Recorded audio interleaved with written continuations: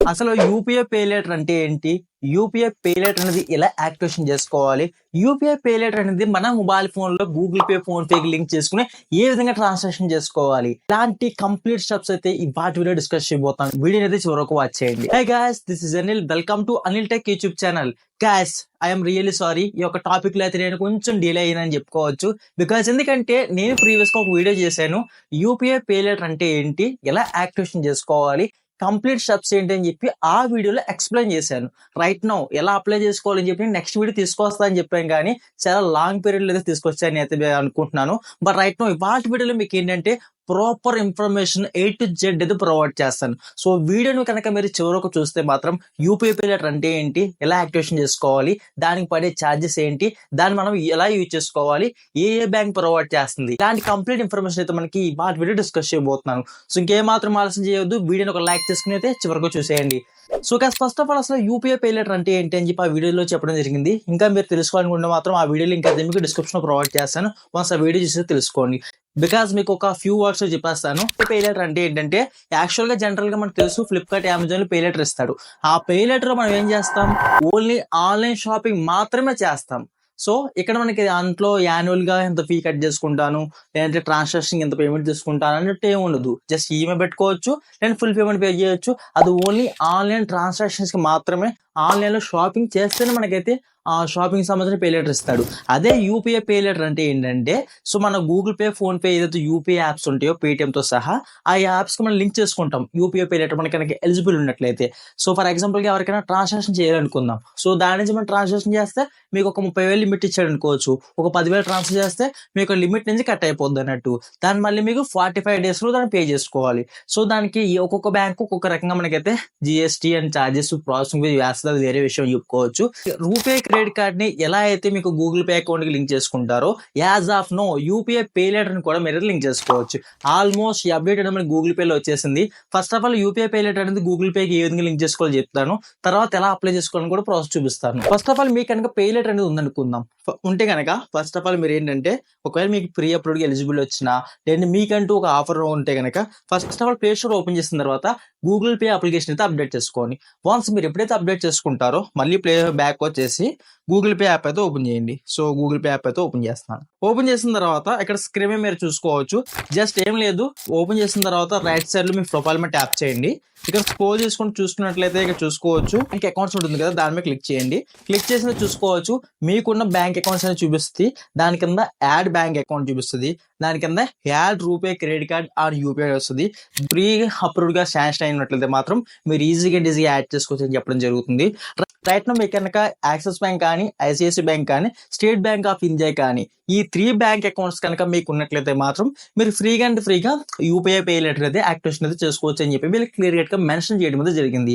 So that మీకు pre approved గా offer వస్తే కనుక మీరు ఏం చేయొచ్చు అంటే, ఈ 3 బ్యాంక్ అకౌంట్స్ లో మీ దగ్గర ఏ బ్యాంక్ అకౌంట్ ఉందో దానికి మీరు ఈజీగా అప్లై చేయండి. అప్లై చేస్తే మీకు ఎక్కడ ఇంకా ఆఫర్ ఉంటే మీకు కంటిన్యూ అయిపోతుంది. కంటిన్యూ అయిపోయిన తర్వాత దాన్ని మీరు ట్రాన్సాక్షన్ చేసుకుంటూ యూజ్ చేసుకోవచ్చు. మనకి గూగుల్ పే లో యూపీఐ పే లేటర్ అనేది యాడ్ చేసుకోవడానికి ఓన్లీ ఈ 3 బ్యాంక్ అకౌంట్స్ మాత్రం ప్రొవైడ్ చేస్తారు. సో ఐడిఎఫ్సి కూడా ప్రొవైడ్ చేయొచ్చు. ఐడిఎఫ్సి డైరెక్ట్ యాప్ ని యూజ్ చేసుకోవచ్చు.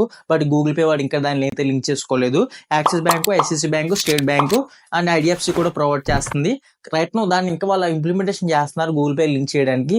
ఫ్యూచర్ లో మనకైతే వచ్చేస్తుంది అన్నట్టు. సో ఇప్పుడు మనకి యూపీఐ పే లేటర్ అనేది యాక్టివేషన్ చేసుకోవడం మీకు అయితే అర్థమైంది కదా. ఇక్కడ వీళ్ళు చెప్తున్నా ఏంటంటే, నేను పర్టికులర్ గా ఒక్కొక్క బ్యాంక్ కింద ఛార్జెస్ పడుతుందని చెప్పలేను. ఎందుకంటే ఒక్కొక్క బ్యాంక్ అనేది మనకి ఒక్కొక్క రకంగా అయితే ఛార్జెస్ పడుతుంది కాబట్టి first of all A bank సంబంధించిన అఫీషియల్ సైట్ లో మీరు అయితే చెక్ చేసుకోవచ్చు. ఫర్ ఎగ్జాంపుల్ గా మనం చూసుకున్నట్లయితే ఐసిఐసి బ్యాంక్ ఉందనుకోవచ్చు. ఐసిఐసి బ్యాంక్ లో వీళ్ళు ఏం చెప్తున్నారంటే, first of all pay later అనేది యాక్టివేషన్ చేసుకున్నందుకు యాన్యువల్ ఫీ కింద ఒక పే లేటర్ అయితే 250 రూపీస్ అడుగుతుంది. వేరే బ్యాంక్ అయితే 500 రూపీస్ ప్లస్ జిఎస్టీ అడుగుతుంది. సో మీకు ఎలా చెప్పాలంటే, ఒక క్రెడిట్ కార్డ్ అనేది మీరు మెయింటైన్ చేస్తున్నప్పుడు దానికి ఎలా అయితే మీరు యాన్యువల్ ఫీ అనేది పే చేస్తూ ఉంటారో, యాజ్ ఆఫ్ నో సేమ్ అలాగే మనకైతే మీ యొక్క ఇచ్చిన pay later credit line limit కి అయితే మీరు పే చేసి ఉంటుంది అన్నట్టు. అంటే మీకు నిజానికి చెప్పాలంటే మీ దగ్గర కార్డ్ అంటూ ఉండదు, కానీ ఈ యూపీఐ పే లేటర్ అంటే డైరెక్ట్ గా మీ దగ్గర ఒక క్రెడిట్ కార్డ్ లాంటిదే. సో మీ క్రెడిట్ కార్డ్ రావడానికి ఏమైతే ఎలిజిబిలిటీ క్రైటీరియా ఉండాలో, ఇదే పే లేటర్ రావాలంటే సేమ్ ఉండాలన్నట్టు. అన్నట్టు. అంటే సిబిల్ స్కోర్ బాగుండాలి, ఎక్కువ ట్రాన్సాక్షన్ చేస్తూ ఉండాలి, ఆన్ టైమ్ డ్యూస్ పే చేస్తూ ఉండాలి, ఎలాంటి సిబిల్ స్కోర్ మనకైతే ఇంపాక్ట్ లేకుండా. సో ఇవన్నీ కూడా మీరు ప్రాపర్ గా చూసుకున్న తర్వాత ఈజీగా అప్లై చేసుకోవచ్చు. సో కంప్లీట్ గా మీకైతే ఇప్పుడు ఒక ఇంటర్ఫేస్ అయితే చూపిస్తాను. ఇది ఇంటర్ఫేస్ అనుకోవచ్చు మీరైతే. ఇది ఐడిఎఫ్సి సంబంధించిన ఏదైతే మనకి యాక్టివేషన్ ప్రాసెస్ ఉంటుందో యూపీఐ పే లెటర్ అనేది, ఆ ప్రాసెస్ చూపిస్తాను. వన్స్ మీరు అయితే చెక్ చేసుకోవచ్చు. ఫ్రెండ్స్ ఇక్కడ చూసుకోవచ్చు, మీకైతే ఐసిఐసి బ్యాంక్ నుంచి అయితే ఎలా అప్లై చేసుకోవాలని చూపిస్తాను పే లెటర్ అయితే. సో యూపీఐ పే లెటర్ అనేది స్పెసిఫిక్గా ఏ బ్యాంక్ పడితే ఆ బ్యాంక్ అయితే ఇవ్వట్లేదు, రికమెండెడ్గా కొన్ని బ్యాంక్స్ అయితే ఇస్తున్నారు కదా. మీకైతే లైఫ్ ప్రూఫ్లో ఇప్పుడు ఐసిఐసి బ్యాంక్ అయితే అప్లై చేసి అయితే చూపిస్తాను అన్నట్టు. First of all play store నుంచి ఐసిఐసి మొబైల్ బ్యాంకింగ్ యాప్ అయితే మీ ఫోన్ ఇన్స్టాల్ చేసుకొని మీ ఫోన్ నెంబర్ ఇచ్చి ఓటీపీ అయితే లాగిన్ అయిపోండి.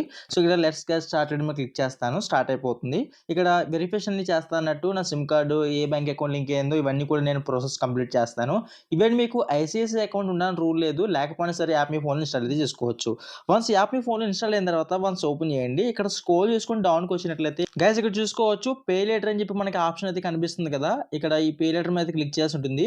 ఇలా క్లిక్ చేసిందా చూసుకోవచ్చు open and ICICI pay letter account అని చెప్పి కనిపిస్తుంది. అసలు యూపీఐ పేమెంట్స్ ఎలా చేయవచ్చు, దీంట్లో మనకి ఎంత ఛార్జెస్ పడుతుందని చెప్పి క్లియర్ కట్గా చూపించడం జరుగుతుంది. నేను యాక్టివ్ నమ్మే క్లిక్ చేస్తే నాకు ఈ విధంగా కమింగ్ సూన్ అయితే వస్తుంది. ఇఫ్ ఇన్ కేస్ మీకు ఎలా వస్తే మాత్రం ప్రతిరోజు ట్రై చేస్తూ ఉండండి, డెఫినెట్గా మీకు అయితే వర్కౌట్ అయితే అవుతుంది అన్నట్టు. సో నాకు చాలాసేపు ట్రై చేశాను, నా ఫోన్లో అయితే ఇది యాక్టివేషన్ అయితే కావట్లేదు. మీకు ఇంత 500 రూపీస్ పడుతుంది, జీఎస్టీ పడుతుంది అని చెప్పి ఏ టు జెడ్ మెన్షన్ చేసి చూపించారు. ఫోన్ నెంబర్ ఎంటర్ చేయమంటున్నాడు. ఇవన్నీ ఎంటర్ చేస్తే వర్కౌట్ అవ్వట్లేదు నాకైతే. అంటే ఒకసారి మీరు ఏంటంటే మీ దగ్గరలో ఉన్న కంప్యూటర్ దగ్గర కానీ ల్యాప్టాప్ నుంచి కానీ అయితే అప్లోడ్ చేయండి. సో మీకు ఫాస్ట్గా వచ్చే ఛాన్స్ అయితే ఉంది. ఇక్కడ చూసుకోవచ్చు స్క్రీన్ మీద చూపిస్తాను ఎలా వస్తుంది అన్నది అయితే. స్క్రీన్ మీద చూసుకోవచ్చు 20,000 లిమిట్ అయితే ఇచ్చాడు మా ఫ్రెండ్ అకౌంట్కి అయితే. సో అవన్నీ కూడా మీకు చూపిస్తాను. మై పే లెటర్ అకౌంట్ దగ్గర 20,000 బ్యాలెన్స్ చూపిస్తుంది, డ్యూ దగ్గర 0 చూపిస్తుంది కదా. ఈ విధంగా మనకి యూపీఐ పే లెటర్ ఇస్తాడు. దీన్ని డైరెక్ట్గా మనం గూగుల్ పే లింక్ చేసుకుని అయితే యూజ్ చేసుకోవచ్చు అన్నట్టు. సో ఈ యాప్ ఓపెన్ చేసి మీరు కూడా అప్డేట్ చేసి ట్రై చేయండి, ఖచ్చితంగా వస్తుంది మీకు కూడా. ఫ్రెండ్స్ చూసారు కదా, ఈ విధంగా మనం అయితే ఐడిఎఫ్సి పే లెటర్ అయితే అప్లై చేసుకోవచ్చు. జస్ట్ మీకు అయితే ఐడిఎఫ్సి ఒకటి చూపించడం జరుగుతుంది రైట్ నో. ఇలానే మీరు మీకు కావాల్సిన పే లెటర్స్ ఏవైతే ఉంటాయో ఆ ఒక బ్యాంక్స్కి వెళ్ళి అక్కడ నెట్ బ్యాంకింగ్ ప్రాసెస్ చెక్ చేసుకోండి. సో మీకు ఇంకో విషయం ఏంటంటే, ఒకప్పుడు క్రెడిట్ కార్డ్ ఇచ్చి దాని రెంట్ పేమెంట్ ఇవన్నీ చేసుకోమని చెప్పేవారు. ఒకవేళ అలా చేస్తే రెంట్ పేమెంట్ ద్వారా కొంచెం ఛార్జెస్ కట్ అయ్యేది. But right now UPI pay later ఎందుకు ఇస్తున్నారంటే డైరెక్ట్గా మీ అంతా మీరే మీకు బ్యాంక్ అకౌంట్ ట్రాన్స్ఫర్ చేసుకోవచ్చు, ఎలాంటి ఛార్జెస్ ఉండవు అని చెప్పి వీళ్ళు మెన్షన్ చేస్తున్నారు. మన క్రెడిట్ కార్డ్ ఎప్పుడైతే 45 days పే చేస్తూ ఉంటామో, as of now UPI pay later కూడా మనం అయితే 45 daysకి అయితే అమౌంట్ పే చేయాల్సి ఉంటుంది. అండ్ మనం ఒకవేళ ఈఎంఐ పెట్టుకుంటే same processing fee plus GST ఉంటుంది. అండ్ ఈఎంఐ కూడా ఆన్ టైంలో కట్టకపోతే దానికి కూడా సేమ్ జిఎస్టీ ఉంటుంది, ఇంట్రెస్ట్ పడుతూ ఉంటుంది. సో ఇవన్నీ డీటెయిల్స్ కూడా మీకు అయితే మీరు ఏ బ్యాంక్ సంబంధించిన పే లెటర్ అప్లై చేస్తున్నారో అక్కడ కనిపిస్తుంది. సో మీకు కంప్లీట్ ఇన్ఫర్మేషన్ ఏంటంటే వాళ్ళ వీడియోలో పే లెటర్ అనేది అప్లై చేసుకోవడం తెలిసింది. మీకు అసలు పే లెటర్ అంటే ఏంటో కూడా తెలిసింది. పే లెటర్ ఛార్జెస్ ఎలా ఉంటుందో కూడా మీకు ఒక ఐడియా ఇవ్వడం జరిగింది. అండ్ పే లెటర్కి క్రెడిట్ కార్డ్కి డిఫరెన్స్ ఏంటో కూడా మీకు చెప్పడం జరిగింది. అండ్ ఫైనల్గా మన పాయింట్ ఏంటంటే, ఒక్కసారి మీరు క్రెడిట్ కార్డ్ అనేది ఎలా అయితే అప్లై చేసుకుంటారో అలాగే యూపీఐ పే లెటర్ అప్లై చేసుకుంటారు. ఒకవేళ మీకు వద్దనుకుంటే మాత్రం దాన్ని క్యాన్సిల్ చేసుకోవచ్చు, మీ ఇష్టం అది. ఇంకొక పాయింట్ ఏంటంటే, ఇప్పుడు మనం ఏదైతే యూజ్ చేస్తున్నామో UPI applications like PhonePe, Google pay, Paytm ఇలాంటి అప్లికేషన్స్ లో మనకైతే ఈ యొక్క క్రెడిట్ లైన్ సంబంధించి లింక్ చేసుకోవడానికి కొన్ని బ్యాంక్స్ ప్రొవైడ్ చేశారు. లైక్ కింద చూపించాం కదా మీకు IDFC, state bank, so ICICI. ఇలా మనకి ఫ్యూచర్ లో మిగిలిన బ్యాంక్స్ కూడా వస్తాయి. ఒకవేళ అవి వచ్చే లోపల మీరు యూజ్ చేసుకోవచ్చు అంటే డెఫినెట్గా యూజ్ చేసుకోవచ్చు. అది త్రూ ది నెట్ బ్యాంకింగ్ ద్వారా. అంటే మొబైల్ బ్యాంకింగ్ యాప్స్ ఉంటాయి కదా మనకి. ఐసిఐసి అయితే ఐసిఐసి యాప్ ఇస్తాడు, ఐడిఎఫ్సి అయితే IDFC first bank personal loan అని చెప్పి ఇంకా సపరేట్ ఒక యాప్ ప్రొవైడ్ చేస్తాడు. ఇలా మనకి ఏంటంటే ఏ బ్యాంక్ రిలేటెడ్ గా ఆ బ్యాంక్ సంబంధించిన మొబైల్ బ్యాంక్ యాప్ ఉంటుంది కాబట్టి దాని నుంచి మీరు డైరెక్ట్ ట్రాన్సాక్షన్ చేసుకోవచ్చు, ఒకవేళ మీకు ప్రీ అప్లోడ్ గా ఎలిజిబిలిటీ వస్తే మాత్రం. సో ఈ విధంగా చేయొచ్చు. అండ్ మస్ట్లీ ఈ యొక్క యూపీఐ పే లెటర్ అనేది ఎలా అప్లై చేసుకోవాలో చూపించడం జరిగింది. అండ్ ఏ విధంగా వచ్చిందో దాన్ని యూజ్ చేసుకోవాలి చెప్పడం జరిగింది. మరి యూపీఐ పే లెటర్ మీకు కనుక ఇప్పటి వరకు రాకపోతే ఏం చేయాలో స్టెప్స్ అనేది ఫైనల్ గా చెప్తాను, చెక్ చేసుకోండి. First of all me CIBIL score అనేది 750 కన్నా అబోవ్ ఉండాలి. 750 కన్నా తక్కువ ఉంటే ఈ యూపీఐ పే లెటర్ మీకు అయితే రాదు. అంటే రాదు అంటే దాని అర్థం కొంచెం క్రైటీరియా తక్కువ ఉన్నట్టు, దానికి మీరు సరిపోవట్లేదు అన్నట్టు, దానికి మీకు అన్నా కొంచెం తక్కువ అర్హత ఉన్నట్టు లెక్క అన్నట్టు. సో దాని బేసిస్ మీద మైండ్లో పెట్టుకోండి. అండ్ మీ సిబిల్ స్కోర్ బాగున్నప్పటికీ కూడా మీ మీద యాక్టివ్ లోన్స్ అయితే తక్కువ ఉండాలి. అంటే ఒక పర్సన్ మీద ఒక 2-wheeler లోన్ అని, కార్ లోన్ అని, సంథింగ్ వేరే వేరే ఎక్సెట్రా లోన్స్ ఉంటాయి కదా. ఆ లోన్స్ అన్ని కూడా ఒక పర్సన్ మీద ఎక్కువ లోన్స్ అయితే ఉండకూడదు. అంటే అతను ఈఎంఐస్ అనేది బ్యాలెన్స్ చేసే విధంగా ఉండాలి తప్ప ఓవర్ ఈఎంఐస్ అయితే ఉండకూడదు అన్నట్టు. అలా ఉంటే మీకు రాదు. అండ్ థర్డ్ పాయింట్ ఏంటంటే, మీరు ఇప్పటివరకు ఏవైతే తీసుకుంటారో ప్రొడక్ట్స్ కానీ, క్రెడిట్ కార్డ్స్ కానీ, లోన్స్ కానీ ఏ విధంగా సరే ఆన్ టైంలో మీరు అయితే పే చేస్తూ ఉండాలి.